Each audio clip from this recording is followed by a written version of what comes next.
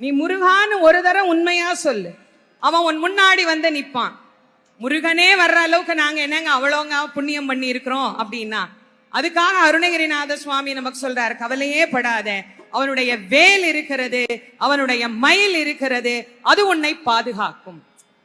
வேல் என்பது ஒரு ஆயுதம். அது வெறும் ஆயுதத்தின் அடையாளம் அல்ல, ஞானத்தின் அடையாளம். முருகப்பெருமானுடைய தத்துவமாக இச்சாசக்தி, கிரியாசக்தி, ஞானசக்தி தத்துவம் முருகன். இச்சாசக்தியாக வள்ளியம்மையும், கிரியாசக்தியாக தெய்வயானையும், ஞானசக்தியாக வேலாயுதமும் அங்கே சொல்லப்படுகிறது.